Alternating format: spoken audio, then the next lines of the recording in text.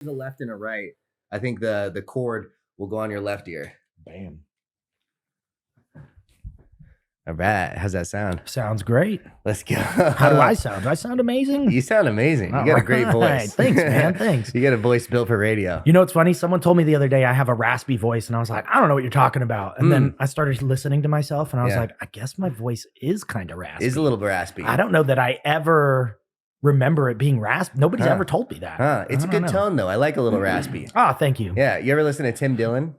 I can't say that I do, no. He's got a pretty raspy voice, but he's got like a, I don't know, it just sounds like cool. Yeah, right. There we go. Well, I hope mine sounds fucking cool too. You know? Hell yeah, let's go. Let's go, baby. Well, this is sick. This is my first time just chopping it up for like fucking half an hour before we even get it going. Well, there you go. That's how you get everybody lubed up. Man. Yeah, exactly. Right. Yeah. We had a little technical difficulties for about the last half hour. This fucking Roadcaster wasn't working, but now we're ready and rocking. Dialed to go, man. Let's fucking run it. Dialed in. Let's go. Yeah. You want to cheers a little bit? Cheers, my friend. Cheers, some water and coffee. Yeah, coffee. I had mine on the way in. Downed it. You guys hear my slurp? That's pretty good. What kind of coffee do you usually drink? Excuse me. Sorry. Nitro cold brew's my jam. Just black. You just make it, or you have it in the can? So I went to Starbucks this morning. You know, okay. I know some people might not appreciate the old Starbucks buy. So in the school, we carry Mythic Goat coffee. And so Mythic Goat? Mythic Goat. I've never heard of it. Yeah, they're small, you know, single, I'm assuming they say single source probably. But they're great. Local. Single source meaning like they got their beans from one farm? One farm. That's just my guess. I don't know. Most places say that. So yeah. I don't know. I just threw that out just there. Hyping them up. What's I could the name be again? fucking lying. Mythic Goat Coffee. Mythic Goat. All right. So official sponsor of the podcast. That's right. Let's Mythic fucking go. Let's they have their own so they have their own little standalone shop that they just opened. It is not called Mythic Goat. I cannot recall the name of their shop, but it's in it's in Scottsdale, like tucked behind Old Town, right? So it's in sort of like a quirky little area, but super cute little place. And every time someone drinks their nitro cold brew that I carry, they're like, this is the best fucking nitro cold brew I've ever had. So next time you're in the gym, you'll have to grab yourself a cup and give it a shot. You know, usually I get one of those kill cliffs from your gym. Yeah, well, we stopped carrying them. Oh, no way? Really? Why? Well, they just weren't. You carry anything for too long, they quit selling. You know, and then Kill Cliff also does not give you like any discount. Yeah, there's not a whole lot. They're fucking expensive. They're expensive. They're super product expensive to carry, and like, while that retail stuff obviously makes us money and gets us by, like, if I had to pick and choose, you know, it just kind of got to a point where like I was sitting on it too long. I gotcha. And so, because I'd always pick one up in there. Yeah. Well, they're great. Yeah, right. They're great in the morning, but like because they're jammed full of 150 milligrams of caffeine, like makes sense. Most people aren't buying them in the evening, and that's predominantly when you know. The majority of our classes are, I suppose. Yeah, for sure. Brought the coffee in as like a replacement. Yeah. You know, we do the Liquid Death. We do, you know, I've got some Vita Coco, you know, mango drinks, but, you know, we also do the Element salts, you know, those seem to be. Element salts? Yeah. You've probably seen LMNT is how they market. Oh, I know what you mean. Yeah. But they're like rehydration salts. Yeah, those things are fucking bangering, dude. They're my absolute favorite. Yeah. You know, and they sell like hotcakes. Oh, they're delicious. Yeah. And like you're so really good for rehydration. 100%. Yeah. So our guys. I'll get those. They sell them at the Foundry Yoga too. I'll drink them after yoga. Yeah. Oh, you do a lot of yoga? Yeah, I like yoga. No shit, huh? It's a great compliment to jiu-jitsu. 100%. I agree. You know, so I don't practice probably like I should, but how often a week you doing that? You know, not too often right now. Like I haven't even done it in like maybe 2 or 3 weeks, but at my best about twice a week is what I try to do. Yeah. The problem is a lot of it is at the same time as jiu-jitsu classes. Always, I pick one or the other, I'll usually go to jiu-jitsu. 100%. Yeah, but I'll do that after, especially if I try to do 2 workouts in a day, because I sweat so much. Like if you have like a super sweaty guy at the gym, I would outsweat that guy for sure. You double down on him? I sweat so much. Like I can lose in jiu-jitsu usually at least 5 or 6 pounds, and in a hot yoga class 7 or 8. Like, wow, man. Yeah. That's crazy. Super terrible. Like 2 weeks ago, I went to the hot yoga and we had drank the night before. Oh God. And this was like a 90-minute Bikram one. So, and the 90 minutes Bikram, it's like a 26 and 2. It's like 26 postures with 2 breathing exercises, 90 minutes in this fucking 110 degrees, 60% humidity. You sweat like crazy in that. And plus going in a little dehydrated, a little hungover. I sweat so much. And then afterwards, I had never had this happen to me before. I had my fucking lat just fully lock into like flexed position. I couldn't bring my arm down from like this position. Just stuck. Yeah, I was literally trying to just drink liquids and fucking, it was dying. So weird. I tried to stretch it upwards and then my shoulder started locking it. So it was too much. I realized like, I don't think, unless I'm go in hydrated, like I probably shouldn't even do it. Yeah, not that. I mean, regular yoga probody, but that hot yoga is definitely, you got to go in there a little more prepared. Yeah, exactly. You got that whole room smelling like vodka. Who the You're fuck? Just sweating it out. Like, what's in your water bottle, man? You're like, no, I promise. I pre-gamed this. Pre-gamed the fucking yoga. Had to be extra limber. Yeah, exactly. They're opening, so there's a yoga studio opening upstairs next to where our new location's going to be. So I'm pretty stoked. Well, that's really cool. Hopefully that'll give me an opportunity to jump in there and start doing some yoga myself a little more often. Maybe you could work out like a partnership with them. If we'll see. They got like a membership with you, discount with them, and vice versa. I don't know. Maybe not. Like I like that sort of stuff if it works. Yeah. But it really has to be, it has to work both ways. Yeah. Because what'll more than likely happen is less of their people will come to us and more of my guys will go to them. That is possible. It's a lot harder to get into jiu-jitsu than it is to get into yoga. Yeah, that's true. So, there's also definitely a huge older demographic in yoga that like maybe she runs a pretty the woman's like a bodybuilder and I've only met her once. She's fucking proper jock though, man. And but like everybody going up there for the most part is a pretty young crowd. I mean, they're thumping music and I've seen on their Instagram, it's like the room is dark and lit up with LEDs and they're in there doing like fucking kettlebell workout. Okay. They got a whole slew of stuff going on. So interesting. Yeah, she does have a young crowd, which is cool. I'd be curious if I'd like it or not. So like the Foundry is like, it's very legit. Like they've got like a bunch of, professors or whatever you want to call them, instructors. Professor, yeah. Well, it's funny because there's actually a lot of overlap between jiu-jitsu and yoga. They call it training. They like we're in training right now, and they'll say other stuff that I'm like, dude, that's exactly how we speak about jiu-jitsu. Interesting. Yeah, there's a lot of overlap in that way. But one time for ADCC Chicago, like for ADCC the opens, I'll typically do 168, and it's a lightweight for me. Typically, I walk around in 180, or if I'm eating like fucking whatever I want, I'm like 190ish. Yeah, there you go. So getting down to 168, it's like basically I got to keep a very strict diet, and then with the strict diet, I'll get down in the low 170s, and then because I sweat so much, and it's a day before weigh-in, I'll do a hot yoga, sweat a ton, and I'm perfectly in weight, ready to without like really anything drastic, or I'm not like trying to water cut. I just do a yoga, and then I lose a bunch of weight. But in Chicago, so that's my routine. We're just looking for a yoga studio. We found this one. It's got like a bunch of great reviews, whatever. It's in downtown Chicago, like legit location. And we go to it, and it's like, it's like the equivalent of if you were ever to go to LA Fitness and do a kickboxing class where it's like left, right hand, left hand, right hand. It was a whole basically like fucking dance routine that it wasn't yoga. It was just so like whitewashed, Americanized yoga. They're doing yoga, but they also do a lot of like cardio hit classes and stuff like that. She keeps it pretty. So there was a place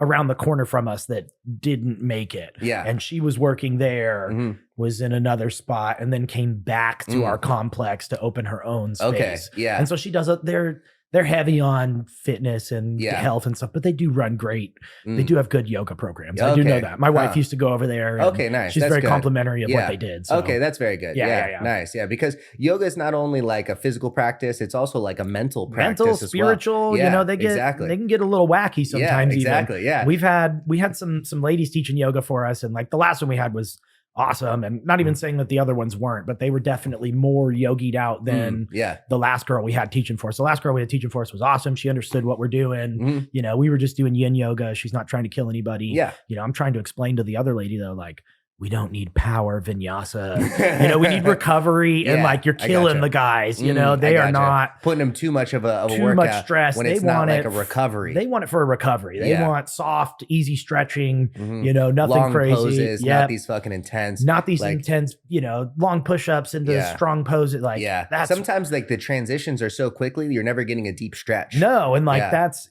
if you're looking at it to complement your jiu-jitsu and you want to do it before a jiu-jitsu class, you're not trying to have a full hard workout in right before we get into now we're drilling and we're doing more hard workout. You want something especially that's me, I'm like so dehydrated. I couldn't do anything back to back. Right. Like, and so, while they were, the yin yoga was also super chill though. So sometimes you'd see guys coming out of it and they're like, fuck, we're about to try and kill each other. It's like, yeah, man, we gotta ramp it back up. But it's all good. We got there and, we did kill that program. It just wasn't dragging in enough people, but, everybody's seeking it out. Now there'll be something basically right next door to the place we're in. So nice. Yeah. Hopefully people will do it that way. Yeah. I'm hoping so. Cause it's, the one thing I've learned after years of this is the sport will tear you apart. It does. And it's super important to get that recovery in and however you want to do it, So we've got the cold plunge, we've got the sauna, but you need to be getting some body work done. Nice. That's cool. Yeah, it does. One thing that's crazy, I don't know if it's like I became like your typical brown belt, always injured, or like if it was just getting close to 30 or something.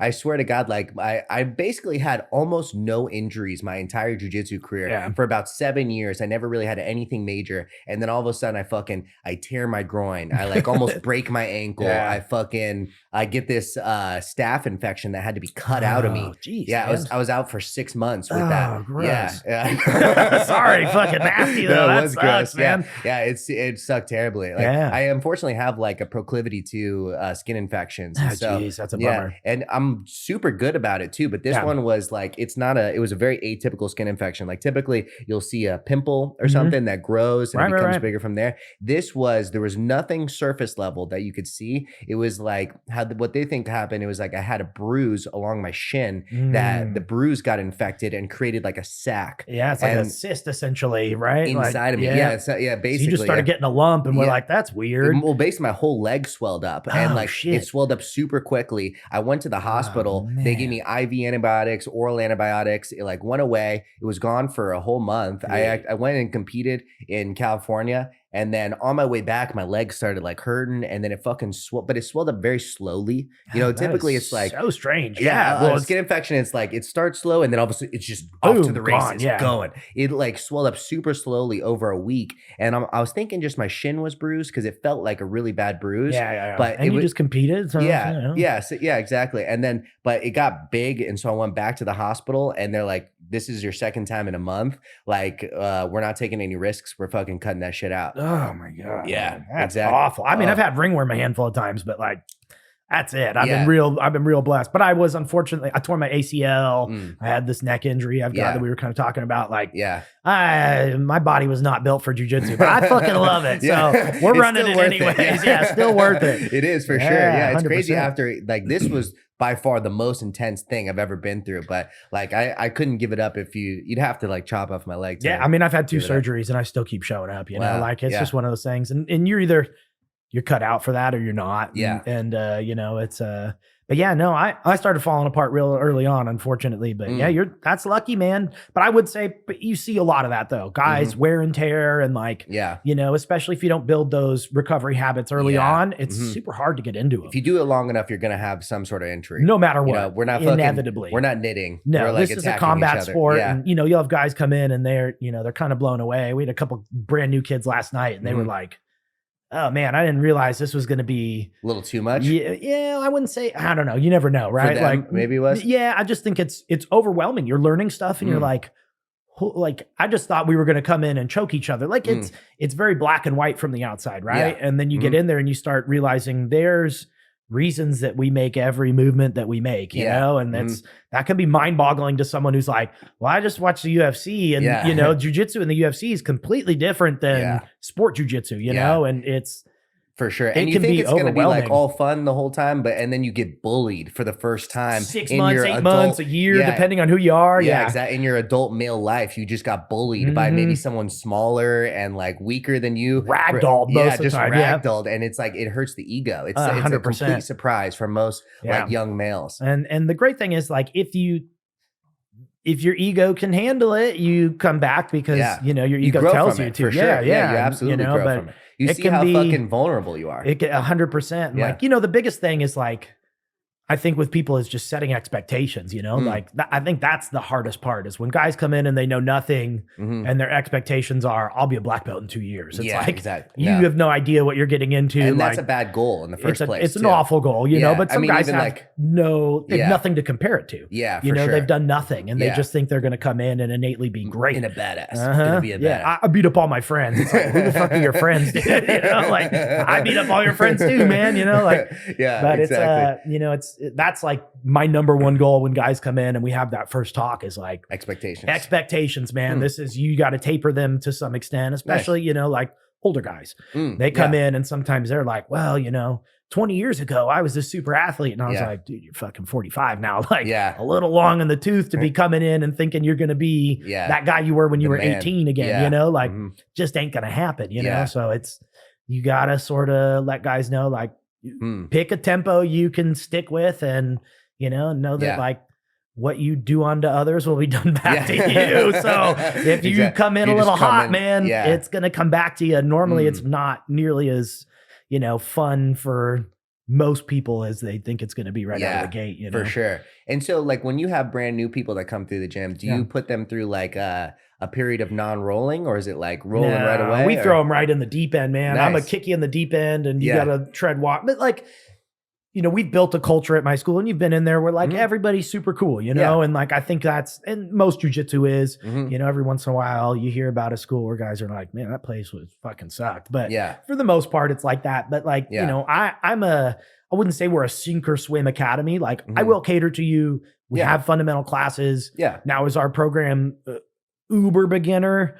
No, but you have the choice of rolling or not, right? So if you come in and you just take fundamentals and you want to watch the all levels class and make that decision at the end there to roll or not, like it's totally up to you. You want to wait a month and just watch and learn technique, great. If your dude who's like, when do we get to the rolling? Have at it, man. Like we got it for you. You got to learn some shit, but we're gonna let you get in there and roll. Like I don't, everybody's different. I think we're probably a more competitive academy. So we're definitely not for everybody necessarily, but I am trying to add some more programming that caters to the guys that aren't ready to get after it day one. So it just takes time though. I'm a new instructor in the sense of like I'm owning my own academy and kind of getting to build it the way I'd like to. For sure. Yeah. You're just learning what's the best for you, what's the best for your guys, what's the best for most like student retention, for student growth. Retention for business, you know, because it is a business. And for sure, a lot of guys get into it and they're like, I do jiu-jitsu. We're going to open a school and I get to live my passion every day. It's like, until you pay your taxes that first year. Sure. You start going, oh shit, man, we got to make money. It's like, man, rent's due every month. And you still got a mortgage at home and this and that. And so this place has to work. We got to cater to all crowds to some capacity, right? For sure. Like, I'm not shitting on them because there's a place for them, but we're definitely not a Gracie Academy, Yeah, that's how it works. Apparently, like for Gracies, like you don't actually roll live for a very long period when you start. Like a year, I think, for some of those guys. They're all a little different from what I understand. But. Well, my cousin trains at one. Apparently, you have to be a 2-stripe white belt to train, which obviously that's very subjective too. 100% depending on where you're at. There's time-based, there's non-time-based. And so if you're only drilling and stuff, I don't even understand really how do you become a 2-stripe white belt without like rolling. Personally, I don't get it at all. Like it's, what's the point of what we're doing? It's if you're not gonna roll. But it's, I understand it from there is a gap for certain people, right? And some people don't want to roll. they really just want to learn self-defense, which is like primarily what a Gracie Academy does in my understanding. That is. Yeah. And they're also too very about the business and the business retention. 100%. And like for those two people that just came into your gym who were completely unknowledgeable about it, that wouldn't have scared them right away. If you're just like, hey, you're not going to roll for a while. And this is normal too. That's the big difference too. It's like, if you're just a white belt completely unknowledgeable, you don't know that there's a big difference between going to 10th Planet Scottsdale. You have no idea. Most people are just Googling it. Jiu-Jitsu, they Google what's closest to my house. Yeah, exactly. And it's not even what's 10th Planet versus, what's no-gi versus gi. They're just like, well, that school's 5 minutes down the road and the other one's 10. Yeah. I'll go to the 5-minute one first. For sure. That's a huge factor. And then also too, like for the unknowledge or like person who's just unfamiliar with it in general, Gracie's a very famous name. Oh yeah. Like I've had plenty of people who like don't train and we talk about jiu-jitsu or whatever. And they're like, oh, is it Gracie Jiu-Jitsu? Yep. Just cause that's the only thing they know, jiu-jitsu, Gracie. And so it's tied together. Yeah. So people think maybe like Gracie's the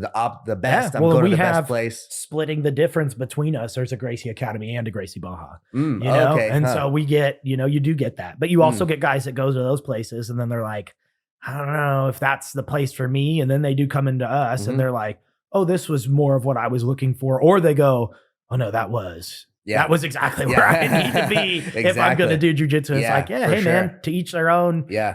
There's jujitsu for everybody out there. Exactly. You got to find what works for you. Yeah, for sure. That's why also too, I recommend for people who are brand new into it, go to a fucking couple different gyms. Yeah. You'll find the vibe that fits for you, whatever you like. These kids wanted to fight, And like, meanwhile, I swear one of them was like, he was definitely frying on some mushrooms. His pupils were like, he fucking wiped his hair out of his eyes. And I was like, God damn, dude, your first class. Like, I didn't call him out because you could tell he was like tripping a little bit. I was like, that's a bold move you did there. That's a strong microdose, dog. And so, but they were sweet kids, and they definitely, they're both trying to graduate. They're still seniors, nice. But like in high school. Yeah, in high school. Oh, okay, cool. I won't. Great age to get in. Yeah, like that's the perfect time. Like I'm trying to, I would love more like 15, 16-year-olds. Yeah. Those seem to be like the prime. Yeah, exactly. They listen, also, they're obsessed, their testosterone's running. Schedule's open as long as mom and dad will bring them for the first little chunk until they're comfortable to drive themselves. Like, that's my favorite part is really they listen. Yeah. They do everything you tell them to do without even blinking an eye. You tell a 20-something-year-old and he's like, yeah, whatever. Yeah, exactly. Yeah, sure, coach. For sure. Yeah. You tell a 16-year-old kid and he's like, yes, coach. Yeah. Whatever you say, coach. You got it, coach. You're like, it's Steeyle, dude. It's all right. Yeah. Yes, coach. You're like, Mr. all right, Steeyle. man. Yeah. Yes, Coach Mr. Steeyle. You're like, all right, whatever, man. Go lift some weights. All right. Hurry on. Yes, you got it. That's cool. Yeah. That's honestly a really important part, I think, in development and in anywhere that you're not an expert in, is to listen to the experts. Listen to the coaches. Whether you believe or maybe have this doubt or something, fucking blindly listen until you really have enough knowledge to like really say something differently. Man. And also too, if even once you get to that brown belt or black belt or even like the advanced purple belt that thinks they're legit, if you are black belt, it doesn't matter how long you've been a black belt. If you hear someone saying something a particular way and you do it a different way, they have proof or enough like reason to say this is a correct way. Oh, for sure. And often there's like a spectrum of correct ways to do any different technique. Yeah. So, like it's not like there's one single way to do it. It's not a one size fits all. And it's so important and it's so hard, right? Because we do this in like all aspects of our life, not to become the old dog who can't learn new tricks. Yeah, exactly. You get that black belt and like a lot of guys let off the gas, it's sure. like it's a slog to get there. Yeah. You're pretty beat up by the time you do. And a lot of guys are like, oh, thank God. Like that is, that is the time. But that's really, people let off the gas even much earlier than that. Well, they do. Once they're like, enough competent to doing this, they feel like they know enough and they like take away that like white belt mindset that they once have. It's very hard to keep it, but that is. It takes a conscious effort. It does. Cause it's so easy to go back into what is comfortable. Right. And we do that like music, like anything, the cars that you grew up looking at, you're nostalgic for, like it's silly things like that. How many people, you want a sip? Get you a sip? How many guys get into, they listen to the same music they've been listening to since high school, It's like, damn, dude, I can't listen to the same album over and like, I like throwing it on every now and again, but like, it's like if I'm running old school single X and that's it, like, like it's great, it's effective, it works, but I should probably start to dial in some additional things with that, some DOA, some cross-ashi, some, some that, like, start to elaborate your game with the times, and for sure. especially if you're an instructor, right? Because it's absolutely I'm passing down information, and that means that like I can't give you the same set of techniques I've done forever, right? Yeah, like exactly. It's not even that they don't work. It's just not everybody's going to roll like I do, but B, like jiu-jitsu is ever changing for sure. And if you don't stick with the times, you know, people are going to get left behind. I don't mind. Take a sip. She's actually just like rubbing her face. She likes to rub her face on things while she's like a weird cat thing, man. They so their scent glands are in their cheeks. Oh, really? Yeah, so she's marking my cup as hers, dude. Oh, really? Is that what it is? It's like in their gums or their cheeks or something like that. Yeah, that's why they do that though. Sometimes they'll salivate. You ever notice that? And they rub upon you. It's a little wet. I think it's a scent gland thing. They're like, let me put my mark on you. Yeah, you got me. That's your cup now. You can have it. That's funny. Yeah, it's like you know that Bruce Lee saying that like I fear not the man that knows 10,000 kicks. I fear the man that knows one kick 10,000 times. Whatever. I don't think that's necessarily true. No, I was just about to say. I was like, I disagree, man. But no, I'm on our wall. I have the quote: "A jack of all trades." What is it? A jack of all trades is a master of none. But you know what the end of that quote is that people never get? Yeah. Is oftentimes better than a master of one. Yeah. You know, and so you see guys who will, and you know, this is such I debate this, right? Because you want to be well-rounded. You know, I've always thought of myself as like a Swiss Army knife in jiu-jitsu. Like I'm good at a lot of things, right? And like that was how I wanted to develop my game. Yeah. You know, but the more you get and you see guys at the top, while they're ever evolving, you know, the more you get to talk to these guys, you find that like they tend to stick with the game that got them there to some respect, right? Yeah. And so, you know, it's like it can sort of come back around, right? Because if you are successful with your wrestling, your guard passing, your back takes, your rear naked chokes, right? And it's not to say you don't need to learn the tricks to be able to defend them, but you're not all of a sudden going to become a buggy choke guy. Yeah. You know, you're going to typically stick at the highest level to the game that sort of got you successful, right? And like, so but on your way up, you should be trying to become as well-rounded as possible. Yeah, you know, for sure. Always keeping in mind that like, what is high percentage for me might not be high percentage for you. So your Swiss Army knife looks completely different than mine, right? Absolutely. And then you have guys like Marcelo who narrow it down even more than like, you know, he doesn't like a ton of joint locks. He's more of a choke guy. Yeah. Right. You see him choking guys. Which that's pretty good too. Actually, if you're going to lean a different way, like leaning into chokes is probably good. They work on everybody. Yeah. Right. Exactly. And they put guys to sleep. Whereas like guys will let arms break. They will. Their knees break. I was just going to say, like, I'm watching a DVD right now and studying, and he's talking about arm bars. You know, arm bars are a move that like, while there is a lot of success with them, you also see guys escape extremely deep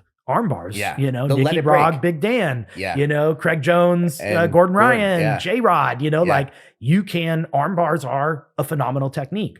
Are they the most high percentage technique? Yeah. I don't know. You know, like I don't have data, but like obviously you could get stuck in a really deep arm bar and still escape. Can you get stuck in a really deep rear naked choke and escape? Yeah.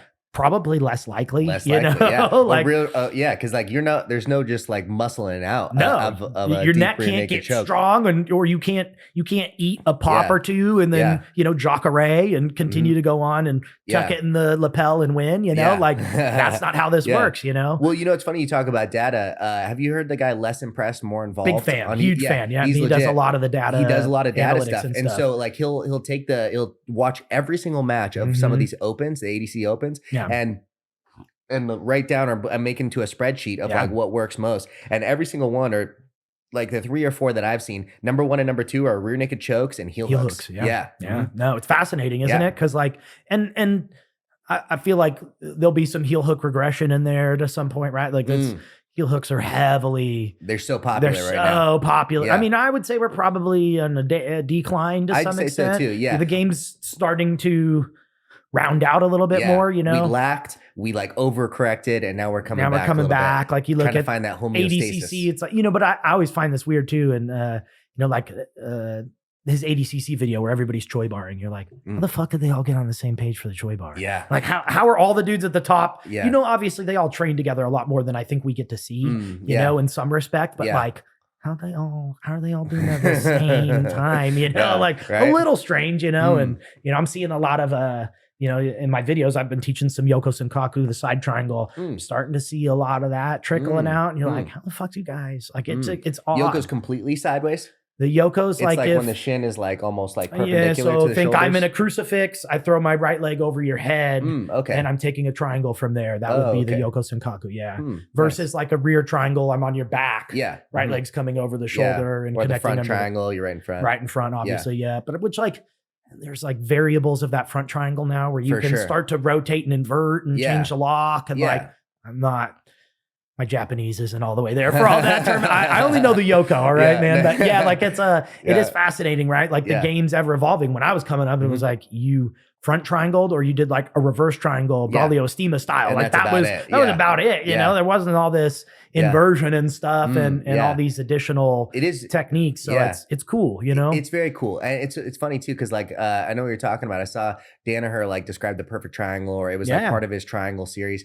And like he talks about like bringing the knee below the ear, and it's at this angle that's super. Like I've never done it that way, and I feel like I've got a very tight triangle. Like triangle's been like one of my favorite techniques. My regular front triangle is amazing. Yeah, I had to develop a squeeze to make it great. You know, and like nowadays it's okay, change your angle and use your technique a little bit more than your, you know, I guess the developed squeeze. And but that's the one I'm talking. Yeah, you rotate the knee down below the ear, and it's so the lock is like directly behind your head. So if you posture up, you're posturing into the lock, which makes it tougher to posture. And then if you are still front triangling traditionally, right, like the way you trap the shoulders seems to be a little bit different. Guys just used to lock it up. Now it's like make sure you're in front of the shoulder to help drag. It's like, man, the game it just ever evolved, which is amazing. And I love it. And, you know, I really do my best to make sure I try and stay on top of as modern as possible with my jujitsu, you know, maybe not necessarily in every way that I roll, because it is hard to inject it into my game personally, you know, not all of it, but parts of it. Whereas like, but I am trying to develop my guys in a way where like, hey, they're well-rounded. They wrestle, they foot sweep, you know, they're doing a lot of the modern techniques, you know, the modern finishes for triangles and things like that. Like it's important to me. It's very good. Yeah. You know, it is very difficult. Like you mentioned, like, and like being conscious of it is like the first step, but not being the old dog who can't learn new tricks. But actually, like, if you're very good at a triangle, you've been practicing it for a decade or whatever, and then doing this whole different way, it's tough in live roll to actually pull it off. 100%. Well, because you're like, I can finish that regular triangle. Like I don't need to start inverting. And I can do it the old fashioned way. I can do it the old way, man. Like, you know, but that's like, it is one of those, you got to put yourself outside your comfort zone. But like, you got to risk like not getting the triangle. Yeah. But you know, the great thing is, especially with, you're still a brown belt, right? Like,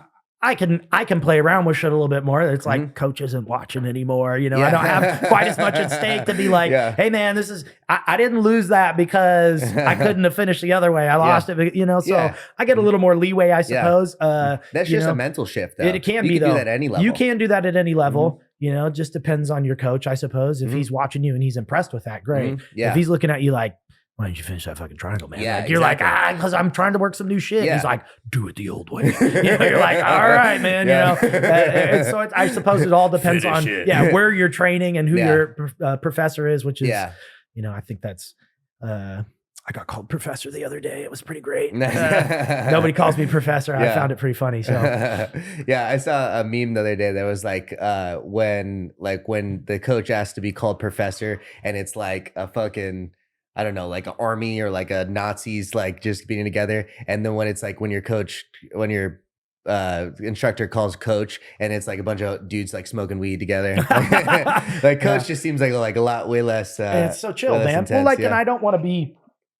I'm not trying to be like overruling, right? Like that was part of like what drew me to 10th Planet to begin with, was like there wasn't all that strict, you know, military, you know, militarized style of learning and teaching. Like I wanted to be my own person, you know, and like John's always just been John, you know, of course he's my coach, and like, but I don't even know that he likes being called professor. We're like, I could care less what you call me. Not a big deal to me, you know, it's just kind of funny, like, or fun the first time. It is. Yeah. It's like kind of being called like sir the first time. It's like, fuck. I have a few students. Am I old enough to be sir? I have a few students who do it, and it doesn't bother me at all. Coach, Steeyle, whatever you want to call me. I like it. It really feels good when someone who, you know, like I'm going to butcher his name, Cucino. Yeah. He called me Professor. Cucino. Oh, nice. He called me Professor, and I was like, damn, that was kind of cool. I was like, thanks, man. Yeah, that's cool. I was like, hey, that dude's he's super legit. Like, that's cool, But like anybody else calls me and I could give two shits. Whatever, that is cool. It's a very respectful thing. It was. And I was like, damn, maybe I should be calling him professor. I don't know. Maybe I don't want to be disrespectful, but also like, I didn't come up calling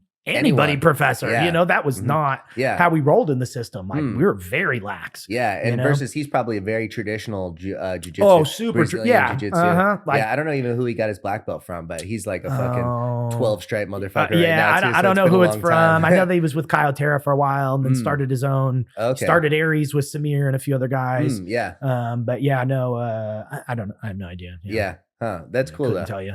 But that it is cool. I mean, they're big. Aries is a massive part of our community. It is, and that's one of those like, hey man, you should probably rub shoulders with that dude and be cool with him, like it's probably Aries and Nova Uniao, or maybe the first two like big ones. Because Gustavo's Nova Uniao. Is he Nova? Okay, I have no idea. I just know I was gonna say Gustavo. I know Megaton was out here for a long time. I didn't get into jiu-jitsu until like the end of 2009, and because I didn't go in the gi, I didn't really train at any of those other places. Where like you'll hear guys. When John opened his gym in 2009? No, he was open not long before that, but before that for sure. Oh wow. And so that's still early in the game too, though. Oh yeah. I mean, like it was, it was when I got into the system, Denny was the only black belt.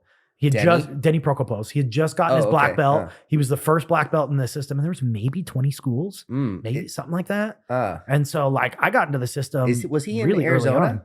Denny? Yeah. No, he's a San Francisco guy. He's had some health issues and is no longer part of the association, but like, just a good dude. Yeah. And, but like, he was going wild on Instagram there for a while. He's got some health stuff going on, and he's still a he lapses from time to time, and we love him to death. But it is unfortunate. It happens. Mental health is something that can hit anybody at any time, And so he was stricken by it, unfortunately, and he's had a tough time, but we love him, and he's out. He's made some amends, and he's popping into Academies and doing seminars and stuff. But going back, like he was the only black belt when I got in. He'd just gotten his black belt, and that was kind of like he's also a 10th Planet guy. He has his own affiliation now, but he was 10th Planet. I mean, he started with Eddie when he got his black belt from Eddie. Yeah, he was Eddie's first black belt, the first black belt Eddie ever handed out. Wow. I mean, he started with him when he was 15. I think he's only a little bit. He's either just a little bit older than me or a little bit younger. And so when I was getting, how old are you? I am 30. I'll be 36 this year. I'm 35. Oh, okay, nice. And so when he got his black belt, I had competed twice before I started training. I was doing, backyard rumbling with some neighborhood friends, and like we used to call it homie scraps. Yeah, we used to homie scrap. And so my buddy, I was getting pretty good. He came with a little Desert Quest flyer. He's like, "You want to go check this out?" And I was like, "Let's run it, dude." And so we mobbed up in there, and I took second place in my first tournament. Lost my second tournament, and was like, "All right, I got to seek out some training." And was listening to Joe Rogan, and preach about Eddie. He's the guy in my ear, telling me what I'm watching when I'm commentating for UFC and this and that. And Eddie used to do a little commentating himself at UFC. He did a little bit, and then they moved him into the truck. So there's a truck. There's a truck back there where there's a jiu-jitsu guy who feeds information to the commentators, so that they make sure that they're on top of things it. correctly. So Eddie was that guy for a long time. Oh, really? And then Daddy did it for a little bit, and then I don't know who's doing it now. But so like as I got deeper into looking into the system, I'd kind of been watching it up until that point, and Denny had just gotten his black belt, and I was like, you know what? I'm going to be too late. I got to get in there. And so I did a little Google search, and John was 15 minutes down the road, and I was like, fuck it, here I go. Nice. And this was 2009? This was probably October, November 2009, and then I signed up December 1st. Wow. I trained there all of December, and then I got laid off January 1st, and so I just attended for a month. It took me a month to get a new job. I attended every class John had. Oh, wow. And I just, every class I could. And then I want to say in February or end of January or February, I competed again and ended up taking first place and was like, this is it. Like, this is the place I needed to be. And never looked back. The gi just never turned you on? Never appealed to me, man. I mean, I was thinking this last night. Did you watch the GP? the Grand Prix. Oh no, actually I didn't. They had the IBJJF Grand Prix on last night, and I'm like, oh man, they got this great lineup, and then they filled it with all these gi. That might be the most amount of gi jiu-jitsu I've ever watched in the 13 years I've been doing jiu-jitsu. Was last night, and. Who's on a fucking rise right now again is Art of Jiu-Jitsu, man. They went 7-0 last night. Oh, really? Wow. Fucking mopped. Wow, they're doing great. Tynan is just murdering. Dude, Tynan, I always get him mixed up. I think it was Cade that competed last night. Oh, okay, yeah. Looked just great. It looked a little uncomfortable in the gi, but looked great, and just all their kids though. Everybody. They started it with blue belt matches and worked their way up to black. They were all gi matches. So I kind of dozed off or something, but they were just incredible, man. They were that's an association that's coming, I think, is about to make some noise again. Yeah, exactly. They got kind of quiet there for a little bit. Yeah, it's interesting. Like the Danaher Death Squad was like the fucking paramount of jiu-jitsu for a while, and now it's like almost evened out a little bit. I wonder if there was like a shift in their teaching style or what exactly happened. I don't know, but they were kind of like when I was coming up, it was all gi and Hoffa, mainly Hoffa, but like it was like, dude, Hoffa's the fucking man. And they were obviously youngest ADCC champ ever at the time, and they were training a lot with Atos, and like they got kind of quiet, and obviously Kolabate's been around. They've got other guys, you know. They've got some super studs. Yeah, for sure. And like, but they were, it wasn't like they had this slew of dudes like the Danaher squad. And now it's like, oh shit, dude. I wonder what it is. I have no idea. Maybe there's an element of teaching style. Maybe there's an element of like, I think the person means a lot. Like you can be the best teacher in the world, but if you don't have that guy that wants to be the man, that is a massive difference. 100%. Well, and I wonder, I don't know, man. I'm sure that strict style of training can be, you have to have the right group of people, right? And like they train a fuck ton. I've had a student or two that have gone there and they're like, dude, they're there all day, every day. Yeah. Drilling. Like the guys, the main guys, they don't leave. At the very top. They're there in the beginning of the day until the day ends every day, and it's interesting. Yeah. And like, but that's a dedication that not everybody has. And that's I want to do this for my career, even though there's like zero potential of earning money. Well, nowadays there is, right? Like it's definitely coming more, but I mean like it's a big risk. It's not like there's like, even a good chance or anything like right now. Not gobs of money. I mean, you could make a quick $250 at a fight to win. Back then, when I started, there was none of that. You didn't even have the for sure. You had Naga and like Grappler's Quest and Desert Quest, which was small little local thing. Like, exactly. That was all you really had. Well, for sure, it's moving in that direction where like now tournaments are starting to offer money, and there's a chance to earn a little bit of money here, a little bit of money there. Yeah. But as far as being a strictly competitor, it's very, very few. There's, how many people are doing jiu-jitsu right now? And it's probably 0.0001% that are making money. Making a career out of paying their mortgage. And like not many. Opening up a school is a tried and true way. Like if you go to a place, you can open up a school and do it. But also too, maybe you experience this early on. You have to sacrifice some of your training early on. It's not like you're going to be training with the best guys right away. You're going to open up a gym and have a bunch of white belts. So you're not getting the best looks all the time. Nope, it's a slow burn, and So if you're trying to compete at the highest level, opening up a gym is like it's almost counterproductive for your competition career. Oh, it can be. I'm always blown away at guys that manage to like do both, compete at a super high level and run an academy, because you have to be selfish to some extent. Like even if you have the group around you that can help you prep, it's like when I was prepping, I was very selfish. It wasn't like I'm trying to be, taking care of other guys when I'm, like, dude, I'm mauling you when we're rolling, and I'm trying to get like, I can't worry about your game. I gotta worry about me. Exactly. Yeah. And also too, if every one of your classes, you're like just rolling and not instructing other people, it's a give and take. You can only be in, one place at a time. And they are paying customers. Yeah, exactly. Which is like, I have to make sure that you got to make sure you're catering to these guys. For sure. That's what they're there for. Absolutely. They came to learn. Yeah. And, so. Yeah, that's what I'm saying. The dedication to like show up every day and like say the competition is going to be my career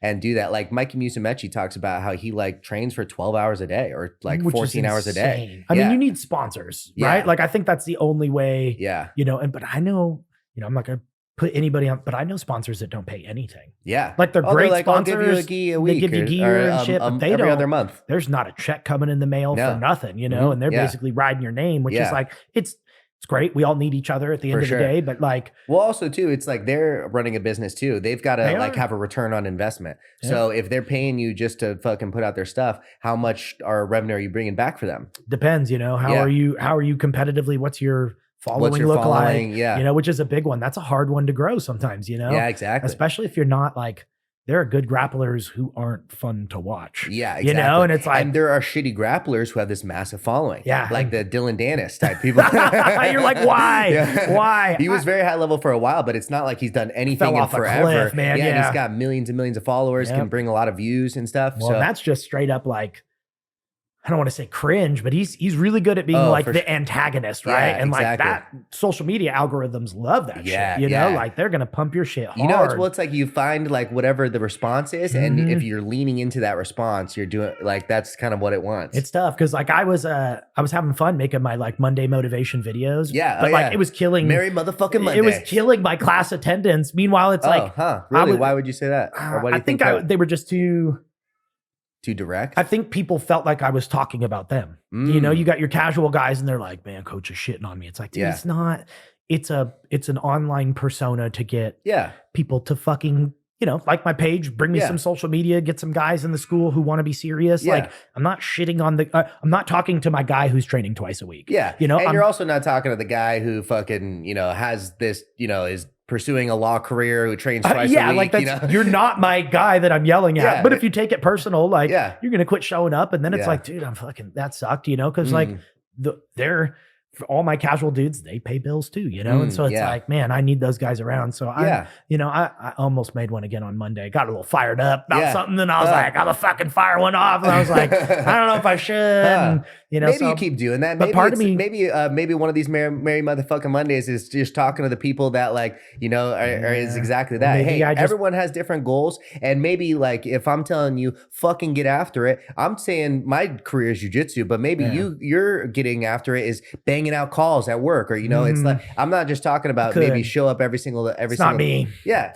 I just want to tell motherfuckers how it is. I'm trying to be the angry grappler, dude. I'm trying to let motherfuckers know, like, you are right. For social media, I probably should dial it. Well, no, not even that. I'm not even saying down and back. Like, find the honest avenue that makes sense to, because again, if you're not talking to that guy who's like, maybe, you know, if he takes it personally, like I should be going more, maybe he should take it personally. He should be taking it personally. Well, that's part of it is like, don't lean out, lean in, man. And like, I can't help it if you get offended. But the other side of that coin is like, well, I got a business to run. Yeah, for sure. So, I don't know. I'm debating. I might bring it back. I might fire it back up, talk some more shit, dude. You know, fun. I think it's fun. So trying to get some more class footage out. Yeah, you know, again, it's about finding like the honest avenue that's like a true expression. And like, if you're really not, I mean, you're honestly not trying to shit on those people. That's not the intention with it. So finding like whatever the rant is that expresses that correctly is maybe the right thing to do. And I'm a great fucking ranter. I'll let them know, you know, I will rant. Dude, keeping those videos short is the hard part. I'll talk mad shit for an hour if you let me. That's why you need your own podcast. I got it. Yes, 100%. You can do the Merry Motherfucking Monday. Here's an hour of shit to talk about. I'll dig myself a hole. I have to be careful what I say, man. I told myself coming into this one, I was like,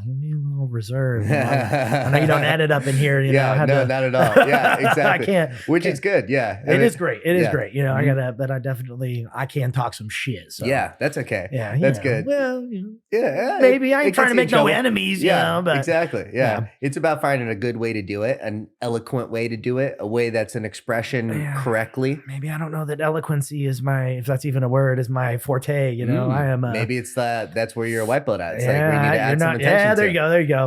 Maybe. Or maybe just be me and fucking let people know you suck. Yeah. Well, that's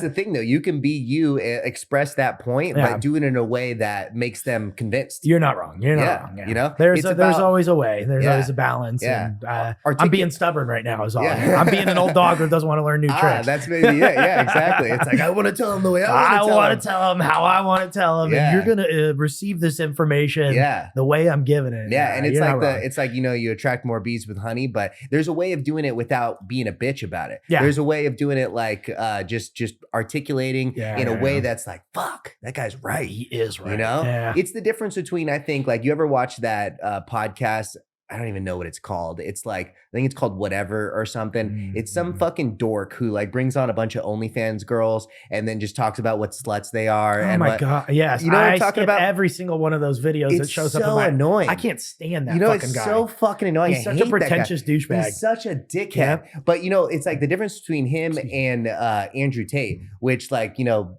I don't know. He's got some allegations. We'll see if those are true or not. But like the way he conveys is extreme. He's basically saying all the same stuff as that fucking dork, but he says it in a way that's like, this guy's fucking right. Like he has some good fucking points. He articulates intelligently. He does. And he does it in a way that like, it's like if you've got a point, and like, if you're imagining it's like a literal point, like say it's like a fucking pencil and I'm trying to hit you with that pencil. The pencil is the point. It's like the thing attached to it is like how it's delivered. Right, it's like so if I try to like throw this pencil through you, if I just throw it at you, it's gonna like just bounce off you. It's not gonna pierce you. If I attach it to a fucking spear and chuck it at you, it's gonna pierce right through your soul. So like the spear part of it is like how it's articulated. Yeah. You know, you part of the MLM, dude? He's got you on the website or what? No.